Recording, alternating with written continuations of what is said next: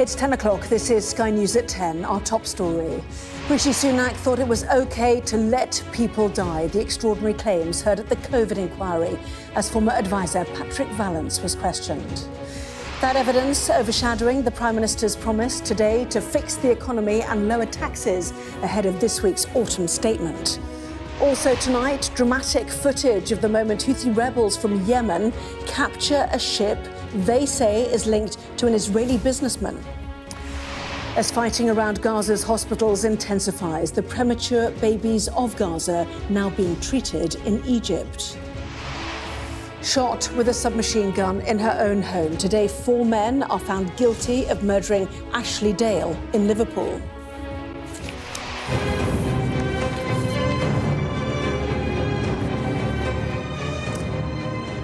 And find out why Northern Ireland's most famous trees featured in the Game of Thrones are getting the chop. Plus, we'll take a first look at tomorrow's front pages. That's coming up in our press preview from 10:30.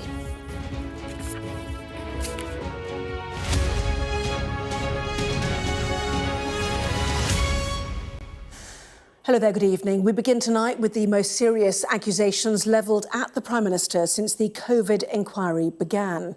Today we learned that Rishi Sunak, who was Chancellor during the pandemic, launched his Eat Out to Help Out scheme without consulting advisers about how it could increase infections and deaths.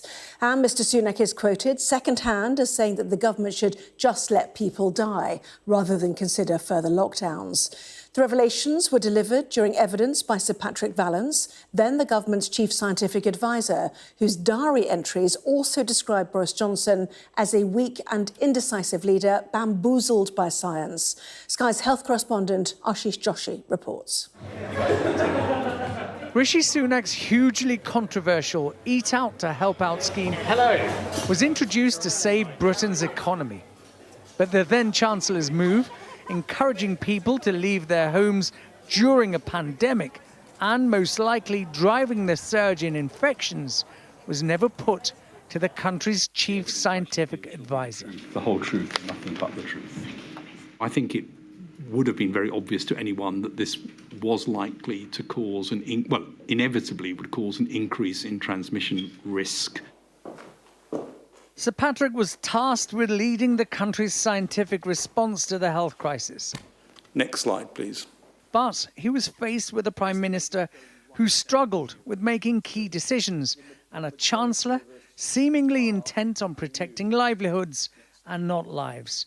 Sir Patrick wrote, PM meeting begins to argue for letting it, COVID, all rip, saying yes, there will be more casualties, but so be it. They've had a good innings.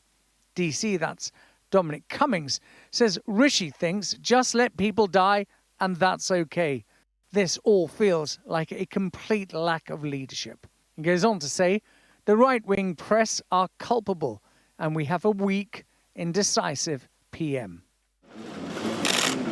Sir Patrick then spoke of his frustration of trying to make Boris Johnson understand the science.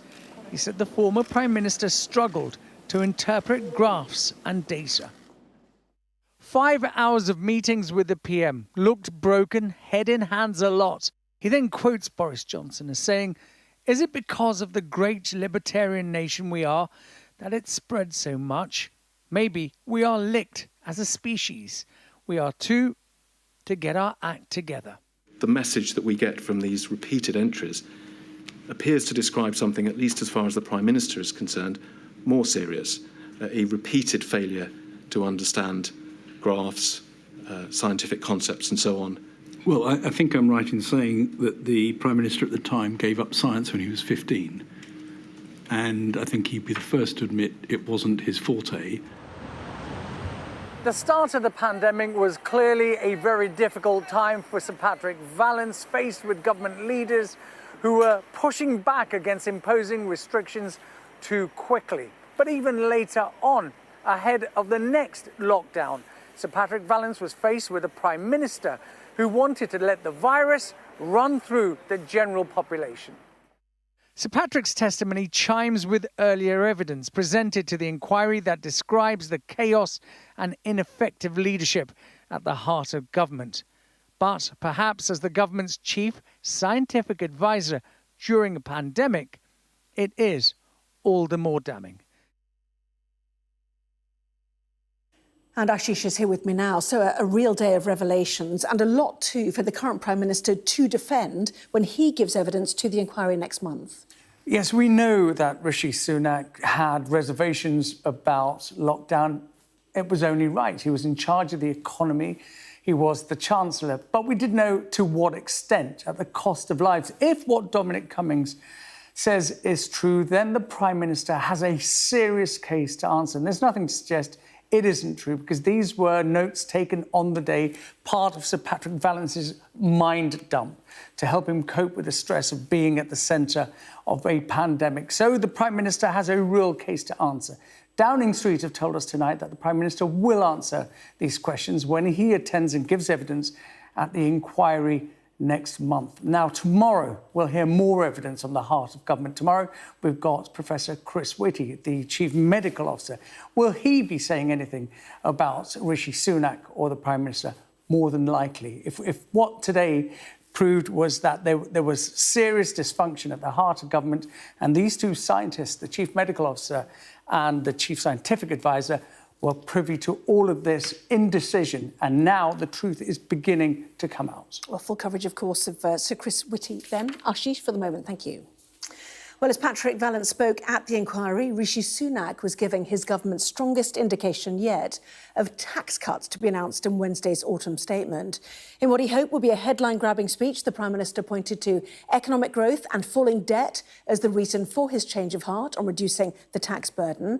But could it also be a matter of political timing? Here's our Deputy Political Editor, Sam Coates. OK, there we go. Right, we're in business.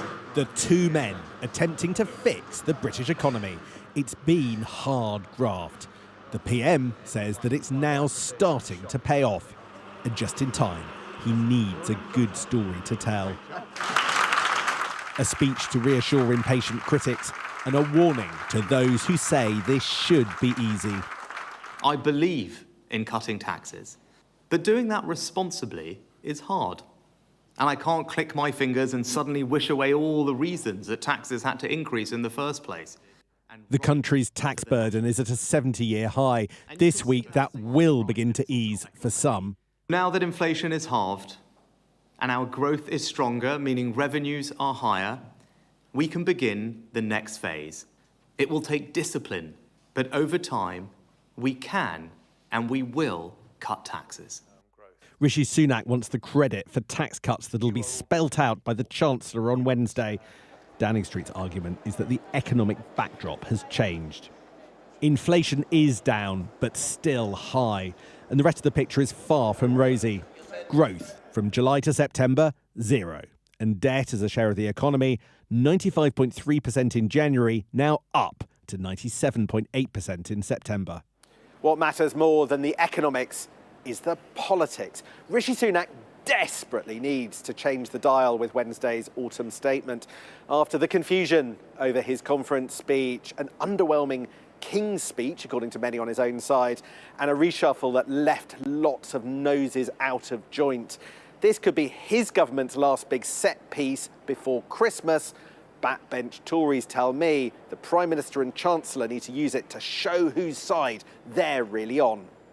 Want to make sure that actually the long-term trajectory is to this lower tax burden on all households across our nation, because if that doesn't happen, then simply people will feel the squeeze continue for longer and they'll start to look elsewhere for their vote. That very opposition backing tax cuts too. But I would say to the Prime Minister and the Chancellor, you've had 13 years, we've got the highest tax burden in 70 years. This is too little and too late.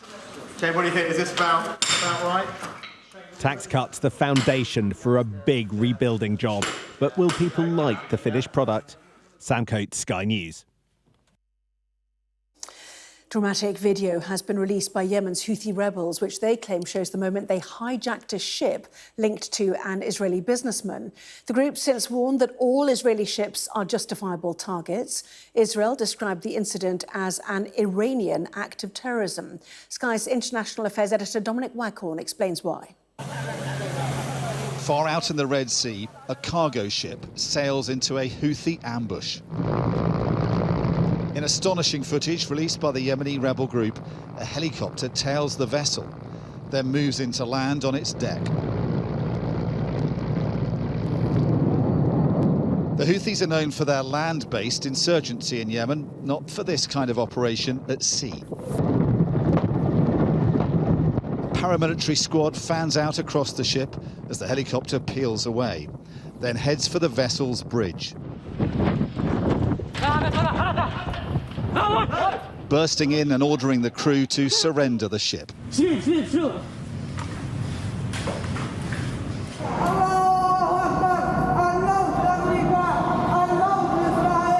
Below decks, a Houthi fighter shouts "God is great" and curses America and Israel.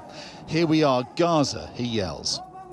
In Yemen, a Houthi spokesman claimed responsibility and had this chilling warning for other shipping linked with Israel. The Yemeni armed forces renew their warning to all affiliated ships. It warns the Israeli enemy, or those dealing with it, that it will become a legitimate target for the armed forces. The Houthis spare no effort showing off their capture as it sails towards waters they control, in footage that could have been filmed for Hollywood. The vehicle-carrying vessel is registered in Britain, operated by the Japanese, but reportedly owned by a company owned by one of Israel's richest men. Now in the hands of a rebel group supported, trained and armed by Israel's arch-foe, Iran. A worrying development in this conflict, even if Iranians are trying to distance themselves. We have said many times that resistance groups in the region represent their own countries and people, and they make decisions based on the interests of their own countries and nations. The Iranian-backed Houthis have issued a graphic showing a vessel labelled with the word Israel, warning in English, Hebrew and Arabic, "We will sink your ships." Houthis have fired rockets at Israel, but not done this before. No Israelis are thought to be on board the Galaxy leader, but this extraordinary act of high seas piracy is a direct challenge to Israel and its allies in the West, escalating tensions over the war in Gaza. Dominic Waghorn, Sky News, Jerusalem. Let's turn now to the babies caught up in the war between Israel and Hamas. 28 premature infants who were being treated in intensive care at the Al-Shifa hospital arrived in Egypt today. 5 others died before they could make the journey. In Israel, the cousin of another child, a 10-month-old baby still being held in Gaza, told Sky News she held the Israeli government responsible for abandoning her family. She's been speaking to our Middle East correspondent, Alistair Bunkle. The Israeli military told Gazans to flee to the south if they wanted safety. But today, there was an airstrike on a building in the southern city of Khan Yunis. The IDF said in a briefing to journalists that it will have to attack the south of Gaza if it is going to destroy Hamas. 28 premature babies who were evacuated from Al-Shifa hospital over the weekend have now been transferred over the border into Egypt. Their parents have had to leave behind their families to go with them. This evening, outside the UNICEF offices in Tel Aviv, a rally was held to demand the release of 40 children being held hostage by Hamas in Gaza. Cherie Bibas was taken hostage by Hamas from Kibbutz Nir Oz on the 7th of October, clutching her 2 sons, 3-year-old Ariel and 10-month-old Kafir. Her cousin, Yifat Zayla, pleaded for their release. He's 10 months old. 10 months old. He's supposed to learn how to stand, using a table, and supposed to learn how to clap. He's been sitting in the dark for 7 weeks. I don't know what kind of family will get back here if they get back here. It's only the beginning of the process. What will you say to Benjamin Netanyahu when you see him later? That I hope they don't bring my family back in bags. Do you hold him responsible for your family's lives? All of them. They left them alone. They left them alone down south, and they're leaving them alone now in Gaza. What more can I do? Stand in front of the government with a knife on my neck and saying, please, please, stop this. Bring back my family. In Israel's parliament, the Knesset, there were ugly scenes as far-right politicians clashed with some of the hostage families. Maybe stop talking about killing Arabs and start talking about saving Jews. To tonight there was another demonstration, this time outside the Ministry of Defence in Tel Aviv, as Benjamin Netanyahu met with some of the hostage families. Hopes of a hostage deal and a ceasefire come and go. Some Israelis are now openly starting to confront their government and question whether there is another way. Alistair Bunkle, Sky News in Tel Aviv. I left my heart in Gaza, the mother-in-law of Scotland's First Minister told Sky News today as she recounted how she was trapped in and then escaped a war zone. Elizabeth El Nakla and her daughter Nadia, who's married to the SNP leader Hamza Yousaf, spoke exclusively to our political editor Beth Rigby about their hope and heartbreak. Where are you? Here I am, here I am. Trapped in a war zone, the mother-in-law of Scotland's First Minister was in Gaza when Hamas launched its attack on Israel and the bombardment of Gaza then began. She didn't know if she'd get out alive. This will be my last video. Everybody from Gaza is moving towards where we are. Where's humanity? Where's people's hearts in the world? Thankfully, Elizabeth did make it out, reunited with her daughter Nadia. The moment she finally made it through the Rafah crossing, one of hope, but also heartbreak. Your name's on the list and you're into Egypt. How did it feel? It didn't feel real until they processed our papers in Egypt, which took 3.5 hours. So then I knew they can't send me back. I'm safe. And you're so tired. I hadn't slept for 48 hours. I hadn't slept for nearly 3 weeks. And you're just so relieved, but you still don't believe it. It's such a relief. You can't imagine. But again, your heart is torn. I left my heart in Gaza. I didn't bring it home with me. The Gaza she left behind now uninhabitable, much of its population displaced and thousands killed. Do you think in all of this it's possible that we can get to a two-state solution where both people in Gaza, people in the West Bank and Israeli people can live in peace? Can you see a way through? To be honest, on a personal level, my mind can't go forward. I'm stuck day by day that I don't know if my family are going to live and whether Palestine's going to exist. For me to think about what happens after the war when we're not hearing of a ceasefire, my mind can't go forward because it feels like we're being erased from the world. Do you think you'll be able to go back one day? Can you imagine that? Could you ever go back? There's nothing to go back to. There's no schools, there's no university, there's no bread shops. They even hit the chicken farms. There's no food. And I would love to go back to Gaza and I would love my family to be safe there. But I think there is nothing to go back to. Beth Rigby, Sky News, Dundee. She was killed as she tried to flee. 28-year-old Ashley Dale was shot with a submachine gun in her home in Liverpool last year, an innocent victim of a feud between her boyfriend and a rival gang. Well, today, 4 men were convicted of her murder, as Sky's Inzamam Rashid reports from Liverpool. For Ashley and her dog Darla, it was a normal Saturday night in. But what unfolded in August last year saw this innocent council worker's life come to a brutal end. Gunned down in her own home, Ashley was not the intended target. Instead, it was her boyfriend, described in court as a drug dealer, a criminal, in a feud with a rival gang. We practically grew up together because I had her at such a young age, and she's just been a huge part, obviously, of my life. She was fabulous, she really was. Just miss her. James Witham, Joseph Pearce, Niall Barry and Sean Zeiss, the men convicted for her murder. It was in August last year, armed with a Scorpion machine gun, that Witham and Pearce were dispatched from a flat in Liverpool, tasked to find and to kill Lee Harrison. They were told not to leave any witnesses. They drove to Ashley's home. At around 11:40 p.m, they damaged the tyres to her car in hope someone would emerge, but they didn't. After the tyres to Ashley's car were slashed, she messaged her boyfriend to say the car alarm was going off. He replied, saying, "You think you're in a horror movie. Are you okay? Alive?"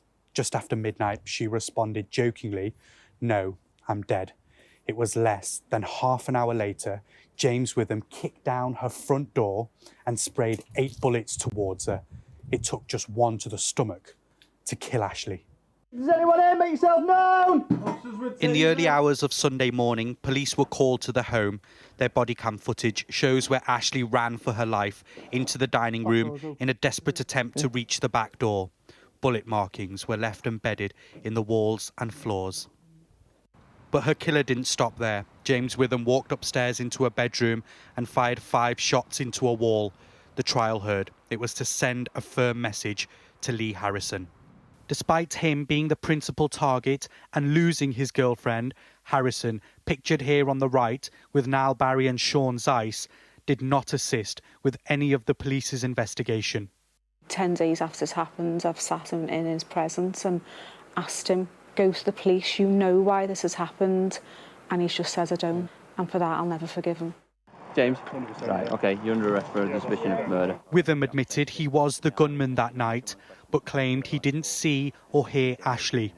Niall Barry denied he ordered the killing, but it was a dispute between him and Ashley's boyfriend at Glastonbury Festival that was the catalyst for this shooting.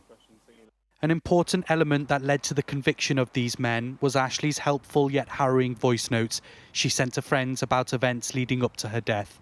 You can hear in her voice, this is serious now for Ashley, and she is under immense fear, stress. She feels that she's got to keep looking over her shoulder, scared to leave the house. For the best part of 2 months, Ashley's family sat in court throughout the trial, reliving their pain. It's murder in the highest level of it, and if you're not safe in your own house, where are you safe? Perhaps a question they'll always ask and never truly understand. Inzamam Rashid, Sky News, Liverpool. Lord Cameron of Chipping Norton has been formally sworn in and taken his seat in the House of Lords. The former Prime Minister was made a life peer by Rishi Sunak so he could return to government as Foreign Secretary despite no longer being an MP. I, David, Lord Cameron of Chipping Norton, do swear by Almighty God that I will be faithful and bear true allegiance to His Majesty King Charles, his heirs and successors, according to law. So help me God. Well, from the House of Lords to the Albanian Parliament, where opposition members lit flares to protest against what they say is increasingly authoritarian rule by the governing socialists. A cordon of bodyguards protected the country's Prime Minister and his cabinet as they took their seats to vote on next year's budget. 207 Italian mobsters were today sentenced to more than 2,000 years in jail in one of Italy's largest mafia trials. They've been convicted for their involvement in the organised crime syndicate 'Ndrangheta, one of the world's most powerful drug trafficking groups. The trial took place in a specially constructed high-security bunker, as our international correspondent Alex Rossi reports. The security may seem extreme, but this is what it takes to prosecute and bring to justice one of the most powerful and wealthy mafias in the world. There were so many defendants, screens had to be displayed on the ceiling of the maximum security underground courtroom, which was specially built for the task. The trial, which has lasted for 3 years, heard evidence of murder, corruption, money laundering, extortion, and the trafficking of narcotics. In all, 207 gang members were sentenced to a total of 2,200 years behind bars. The 'Ndrangheta is an integrated power system with well connected not only in Calabria but also in at least 15 other countries worldwide, including England. The accused were all arrested in 2019 in a series of raids spearheaded by special forces. At the start of the trial, the chief prosecutor, Nicola Gratteri, told of the death threats that had been made against him. His life is now one of around-the-clock security. I can do anything without a police escort, not even walking alone for 10 meters. I'm always surrounded by cops, even inside my house. This trial has been sensational and is no doubt a blow to one of Italy's most successful and dangerous mafias. But prosecutors concede that no sooner are the syndicates targeted than other criminals move in to take their place. Alex Rossi, Sky News. Now, if you're a Game of Thrones fan, you'll recognise the tangle of branches that frame the King's Road on the way to the capital. Today, the dark hedges, a tunnel of beech trees which feature in the series, faced their own judgment day after they were deemed a safety risk. Sky's Ireland correspondent Stephen Murphy has more from County Antrim. Winter is coming, and so are the chainsaws. Workers start to remove an ancient beech from one of Northern Ireland's most photographed sites. To Game of Thrones fans, it's the King's Road. The dark hedges, a tunnel of beech trees here in County Antrim, shot to fame after this brief appearance in season 2 of the global hit series. But in the real world, the trees have real problems. Many are in poor condition, and now half a dozen must be felled to prevent them falling on tourists. Over the next week, there will be 6 trees removed, but it'll be a slice-by-slice basis. You're not going to see somebody with a big axe shouting timber. It's difficult, so we're trying to chop down as little as possible and manage as well as possible. When this imposing avenue was planted by a local landowner back in 1775, there were 150 of the beech trees. But in the decades since, many of them, like this one here, have fallen victim to old age or storms. When these works have been completed, there will be just 80 of the beech trees left standing. Campaigners say authorities have neglected to manage the site properly, and safety is a real issue. There's still a lot of life left in the trees. They can last for quite a few years more, but you don't want a tourist trap to become a death trap. Tourists arriving today were unaware of the tree's impending demise. I mean, it's definitely a bummer, but better than someone getting hit by a falling tree, so. These are God's creation, so that's probably my biggest bummer, recognizing the beauty of them. You know, that they were created, brought a lot of joy to a lot of people, and that for a while now, people are going to be able to enjoy them in their full beauty. So.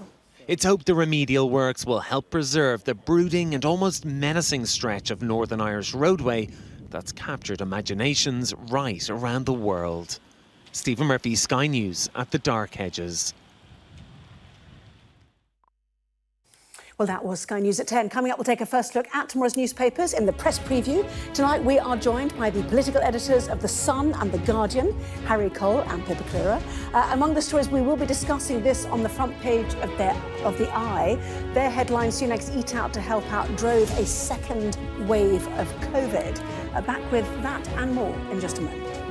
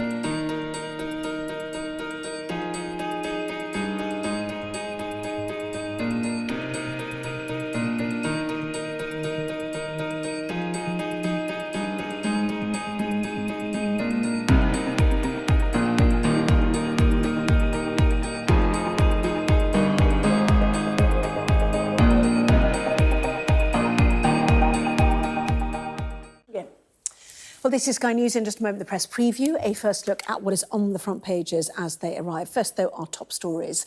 The government's former chief scientific advisor has told the COVID inquiry that Rishi Sunak didn't consult them over the Help Out to Eat Out scheme and was quoted as saying they should just let people die rather than consider further lockdowns. The Prime Minister has hinted there will be tax cuts in the Chancellor's autumn statement this Wednesday. And Yemen's Houthi rebels have released video which they say shows them hijacking a ship linked to an Israeli businessman.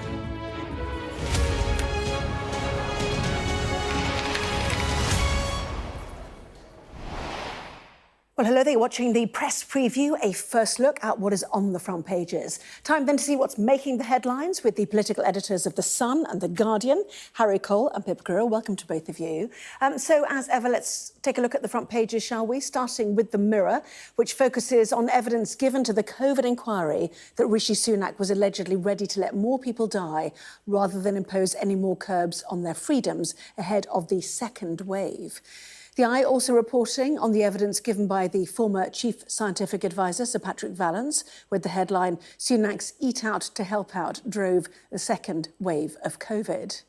The Metro, meanwhile, looks ahead to Wednesday's autumn statement in which Rishi Sunak is expected to offer tax cuts, which the paper says he hopes will help win the next election. The Telegraph says Mr Sunak is pinning his electoral hopes on what it calls a Thatcher tax package.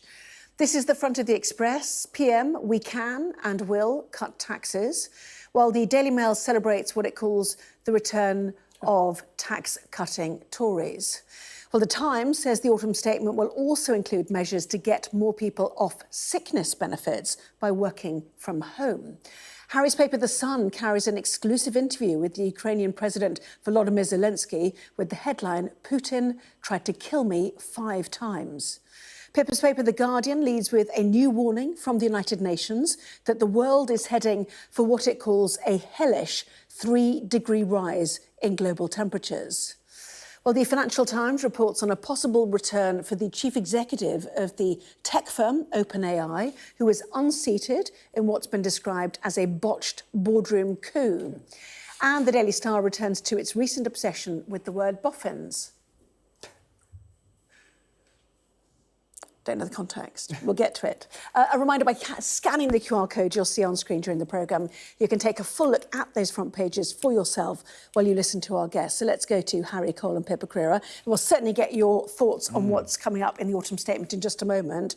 First of all, let's reflect, shall we, on what we heard at the COVID inquiry today, including in the Eye, Pippa, the suggestion that the Eat Out to Help Out scheme, driven by Rishi Sunak, drove the second wave of COVID. Yeah, I mean, today was yet another really quite dramatic day at the COVID inquiry. I mean, we've had quite a lot of those in the last couple of weeks with various political figures and senior officials coming out and telling us what was really going on behind the scenes in Downing Street at the time.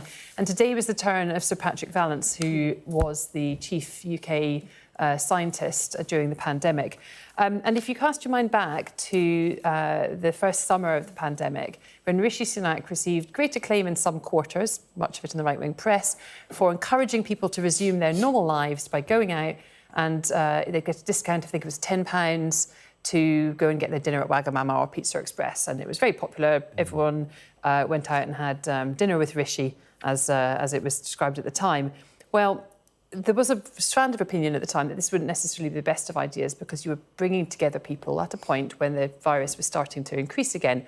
And indeed, Patrick Vallance today has suggested that this was what was behind the start of the second wave of COVID that autumn. But there was also some quite explosive claims. As we've got used to at the inquiry, there's been a series of documents and WhatsApps and diaries published, notably Sir Patrick Vallance's diary. And there's one bit in it which basically was credited to Dominic Cummings, but suggested that Sunak had reportedly said, just let people die, when scientists complained, or rather raised concerns, about the prospect of Eat Out to Help Out potentially spreading the virus further. I mean, it's fascinating, isn't it? Because obviously Rishi Sunak, in charge of the Treasury, knew that any money clawed back would be a business saved and you know, taxpayers' money not going out effectively. So, you know, does it make any sense that that was what he was charged with and that's what he did in ETAT? Yeah, this allegation has been made many times before, and he's actually defended it very forthrightly. And I imagine we'll hear him make a very big defence, probably come armed in a few weeks' time. Before Christmas, he will be giving evidence himself. He will come armed with data that he says, and the Treasury put together many times before, because I remember we've written the story a few times now. I thought it was a remarkable day, actually, with Patrick Vallance. This man who's... I mean, I've met Patrick Vallance. He's a smart guy. He is an operator. He knows what he's doing. He has had a long career in the pharmaceutical world. The idea that he's somehow confused that this diary he was keeping was miraculously being forced to share it with the inquiry. Like, he knew exactly what was going to happen with that diary. So I think we take quite a lot of it with a pinch of salt. I think the searing allegation that Rishi Sunak, and I can't actually imagine Rishi Sunak actually saying, just let them die at all. It's not the kind of politician he is. I can imagine Boris Johnson making some pretty outlandish claims about bodies flying high, and indeed we've heard that from his own members of his own team, that he did say it in a sort of fit of anger about lockdown. But a third-hand source this is, so it's Patrick Vallance's diaries that Dominic Cummings told him that he... it's just getting into... You know, there are big questions to be asked about this country, its preparations, whether it's ready for the next pandemic, which will come. And we seem to be... The inquiry seems to be really enjoying the tittle-tattle and the politics, rather than actually thinking, well, was Rishi Sunak right to be trying to get business open? Was it really to be blamed for the second wave? We don't know. But, like, it seems to be far more focused on the tittle-tattle than the actual substance. Yeah, the Mirror as well. Sunak let people die. Sir Patrick Vallance also talking about the then Health Secretary Matt Hancock as well. Everyone blames him. That's the one thing that everyone's decided is it was all Matt Hancock. But he kind of did suggest it could be his overzealous exuberance that led to him stating things which he patently knew the science did not match. So, you know, but there has been a criticism that this is too character-driven, isn't it? You know, that it should be really looking at lessons learned and not...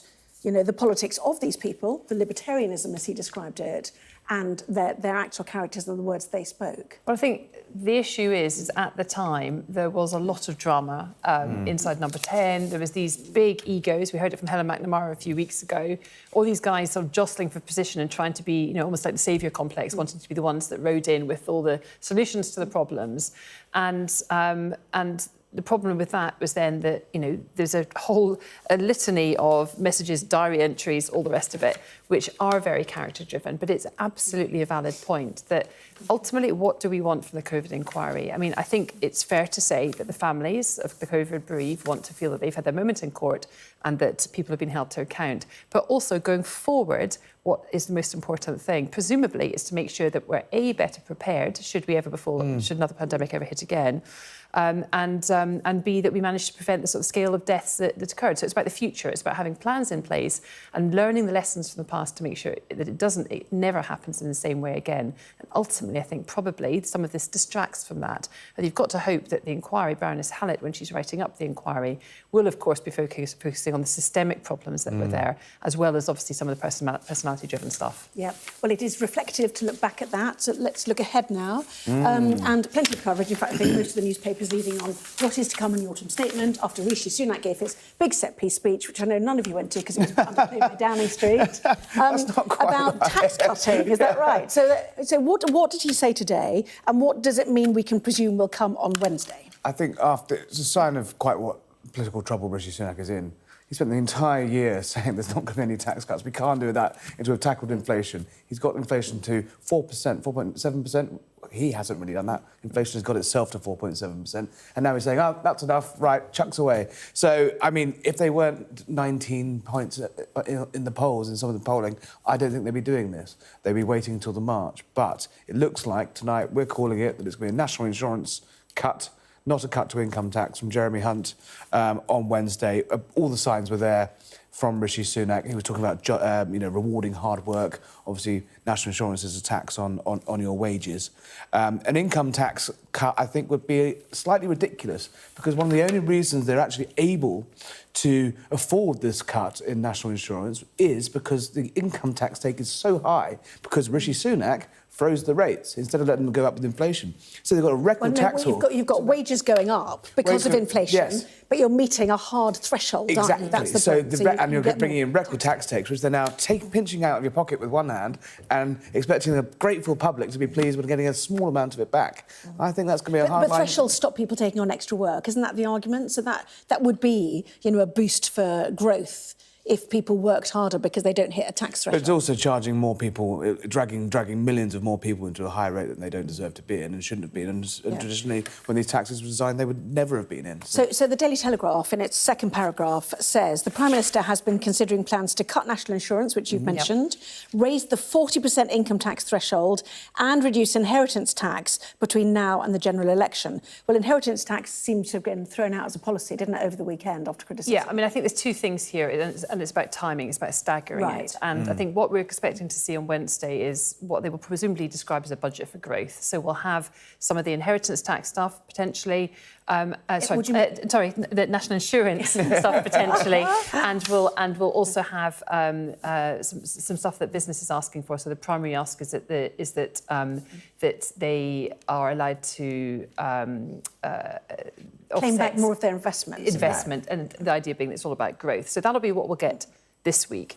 And then, and based on previous experience with Rishi Sunak, I mean, in the 2022 budget, his last budget as Chancellor, he suggested that the government would want to cut the basic rate of interest rate from 20 pence to 19 pence by 2024, should the economic conditions allow. And then last summer, when he was contesting the Conservative leadership contest, he said that over the next Parliament, he wanted to reduce that headline rate from 20p to 16p. So we've already seen that he's quite comfortable making sort of promises for what might happen in the future. Jam tomorrow. So you expect that there'll be a bit of jam tomorrow as well, because they'll want to save up their big tax-cutting offer for the budget in spring, just before a general election. So if this is about shoring up the core vote now, which is what it seems to be for the Conservative Party, what help is there for, wealthier middle-class Tory voters, if I can put it Well, I think there'll be the dangle of the inheritance tax cut. I think there'll be a dangle of a stamp duty threshold raised, but all of those, stamp duty they think is inflationary now, so they don't want to risk, the worst case thing they'd do is if they have a budget and then in January inflation starts ticking up again and they get, directly blamed for that again. But I think there has been a bit of a scramble in the last sort of week. Everything that the Prime Minister has been throwing at the wall hasn't quite worked. His reshuffle, sort of, I think, as Sam Coates said, summed it up quite nicely earlier, was that it opens more questions than it solves. You've had his big net zero reset, the HS2 thing went off half-cocked at conference. It turns out a ban on smoking isn't bringing people flocking to the Tory cause. So it really does feel like sort of last chance saloon territory. Well, here's your take on it. Indeed, national insurance trim will put cash in people's pockets. Finally. Do we know what the trim will look like? We don't, Anna. I've been trying. As Pippa has today, I've been hammering anyone that might have seen it. But it's like all of these things, it's gone into now a very lockdown thing. A lockdown. It was interesting. Lockdown with a lot of teasing. Lockdown, the danger is you're and we might all be disappointed. Well, someone's going to be disappointed if you let so much stuff trail. Politically within the party, with the Conservative backbenchers as well, because of course you had the Red Wall backbenchers over the weekend suggesting that actually inheritance tax and the prospect of that being dangled would be terrible, and it would, because lots of this is going to be funded. I mean, yes, there's this sort of the extra fiscal headroom, which the sort of rather arbitrary rule, which creates more money available for them to be able to spend, but also benefits are going to be squeezed. And, potentially there could be £2 billion plus coming from benefits being squeezed. So from the one hand, you're squeezing benefits on working people, and to gain money, to give it to the middle classes, the wealthiest, with inheritance tax, which only affects 4% of people, don't forget. It's a very... 4% of people a year, though, you only die once. Even though it's... Well, even if it's the very... It's not like you pay 4% pay all the time. But even if it's the very... it's one of the most unpopular taxes, it affects a very small number of people. The states just aren't big enough to be affected by it. But that would be very difficult to sell politically. And then there are other parts of the Conservative Party that are putting pressure on Rishi Sunak to alter other aspects of tax, whether it's business or whether it's stamp duty in some cases. So he's facing a lot of pressure politically. And one of the problems, I think, with dangling all these different options over the last few days is that somebody's going to end up disappointed. In the first instance, certain groups of Conservative MPs who might then kick off about it, but much more importantly, members of the public, voters. We'll just quickly say we've got a story tomorrow that he is going to give extra £12 million cash to domestic violence shelters, which is something we've been campaigning on for the better part of 20 years. There you go, and it's in your story there. Yes, well done. I'm reading your Save Our Shelters and Give Me Shelter campaign. Indeed. Well done to you lot. Anyway, thank you very much indeed. Well, we'll continue our coverage of The Sun as well with the exclusive they've got with Vladimir Zelensky and his reporting about how many times Russia has tried to kill him. Back in that in just a moment.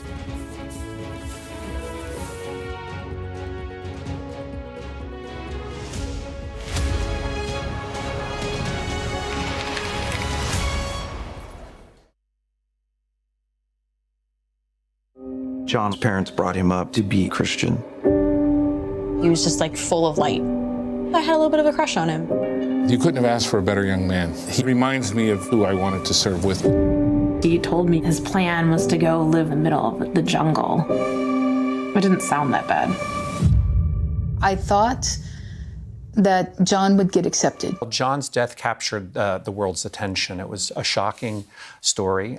This young American missionary killed on this remote island, driven to go there to share his faith, and the indigenous community that didn't receive him, that wanted to protect their small island. I think there was a mystery to what propelled John to go, and who is this tribe that we knew almost nothing about. They're described as uncontacted, but in fact they do have their own history. So we wanted to look behind the headlines and really try to understand how these two cultures and two people collided. I think that he was possessed of a radical faith. I think that he was an evangelical Christian. He interpreted the scripture and the Great Commission as a call to share his faith with the world. He spent 10 years actually planning this mission. It wasn't an impulsive act, a kind of reckless suicidal act that it had been described as in some news reports. It was a place that he discovered when he was a teenager. He was 16, and he found this island, and it was the most difficult and dangerous place to go in the world as a missionary. And he decided, this is what I want to do, to prove myself and to prove my faith. And he spent that 10 years preparing himself spiritually and physically. He trained his body, he trained his mind, and he had a lot of help, actually. He wasn't working alone. He was part of this big infrastructure of missionary organizations and individuals who helped sharpen him. Well, the tribe was described as a kind of unknown, mysterious tribe in those initial news reports, but it turns out they do have a history of contact and problematic contact. The islands, the Andaman chain, which is between India and Thailand, was for a period overseen by a British colonial administrator who left an extraordinary history of his relationship with the tribe. But one of the things that he had done was kidnap members of this particular tribe and take them back to his home. And I think that history of contact, of death, actually looms over the tribe and their perception of outsiders.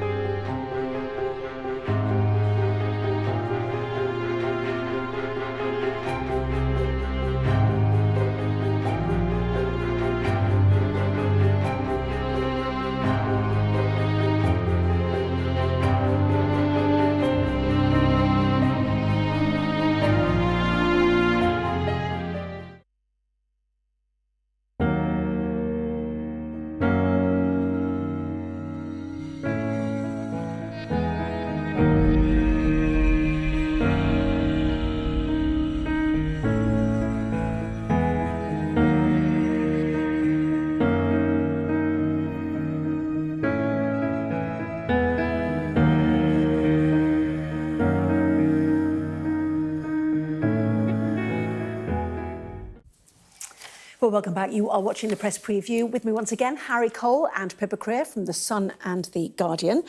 Let's go to your paper then, shall we? The Sun. Putin has tried to kill me 5 times, or 5 or 6 times, it says.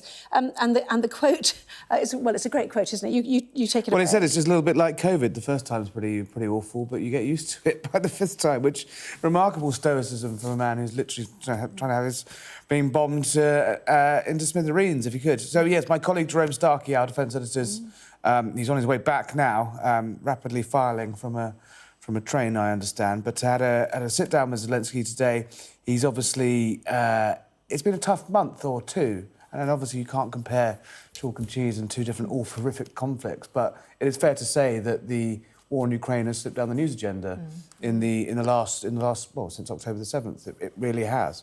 And so I think there's a growing fear that the political situation in America is shifting. The Republican leadership candidates, if you look at all of them, are saying some pretty scary things about pulling support for Zelensky, pulling support for the war. You've got Joe Biden in an increasingly feeble state, who has been leading the charge in terms of fundraising and support for Ukraine. Not guaranteed he's going to be around for the campaign.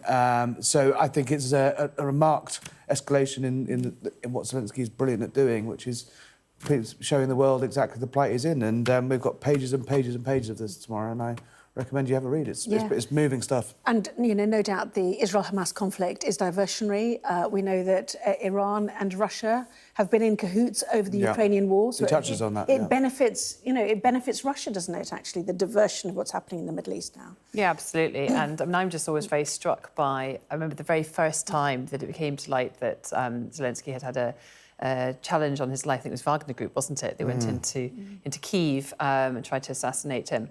And just thinking actually how fragile the situation is, because so much of it, at that point particularly, was based on the fact that he was a strong leader and he was kind of felt like he was holding the country together. He was making these daily addresses. And actually, you could tip the balance where one of these attempts to be successful. So, it does feel very fragile. And obviously, he will be desperate to make sure that what's going on in Ukraine isn't forgotten. Everything Harry says about the state supplies. Our new Foreign Secretary, David Cameron, was, of course, in Kyiv earlier this week. I've lost track of when he was actually there. First visit. It was Saturday morning, I think it was. It was over the weekend, in fact, Friday. So the last couple of weeks have just blurred into... Just to reassure them that with this sort of change at the Foreign Office, that Britain is still, and despite the focus on the Middle East, that Britain is still committed to what happens to Ukraine. But increasingly, I think, we'll have to look to Europe, and I include the UK in Europe, to try and sort of work out how the West is going to respond to what's happening in Ukraine going forward, because of Russia, because America obviously has got other priorities. I do want to get to Nigel Farage, if you don't mind, because you've both got such acute political brain. He might be sitting here eating goodness knows what, but the point is, if he does well here, will it make a difference to the general election next year as well? Anyway, talk about that. If you want. Well, is the repulsive dishes, including quattro formaggio of sheep, bull, pig and crocodile penis that the Brexit politician had to swallow, with some lovely pictures there of his face as he... We can guess what that is, had one of these really delicious... What was it? It was the Jungle Pizzeria. Yeah, he did quite well yesterday. I actually watched it last night, I think, because I've got a hunch that he's actually going to do quite well in this show. And the whole reason he's doing it is because, yes, he appeals to a certain older section of society, but he's also weirdly huge on TikTok. And I think he's trying to sort of, he wants to keep that brand Nigel alive for a whole different generation. And who would he campaign for, though? Well, Nigel Farage. It doesn't matter. He will get on whichever vehicle will help Nigel Farage keep rumbling on. He did UKIP, then the Brexit Party, then he's involved in reform. They're sort of polling at 10% in some opinion polls. I think it's probably a little inflated. They've got 8% in one of the by-elections. I can't remember which one it was, not long ago. But the point is, they take seats for the Conservatives, which could have a material difference. Exactly, he pulled out in 2019 to give Boris a clear run. He withdrew the Brexit Party, and lots of people around him think that was a big mistake. now. So are we going to see one more heave? I think we're certainly going to see him heaving a bit on He's a very divisive politician. He obviously wants to try and win over the part of the population that is very anti him for all sorts of reasons. OK. So we'll see whether he manages it. We'll see you soon, in fact, in the 11. Pippa and Harry, thank you both very much indeed. Here's the weather. Warm memories wherever you go. To fly The weather, sponsored by Qatar Airways. Turning drier this week, less windy. There'll still be some rain, though. Scotland, Ireland, Northern Ireland will have a mostly calm, dry, sunny start tomorrow. Patchy frost in the countryside. England and Wales will be fairly breezy, cloudy, mild, little rain or drizzle in the east. Northern and Western England and Wales will turn dry, quite sunny by midday. Central and Eastern England look rather grey and damp into the afternoon. Elsewhere, Scotland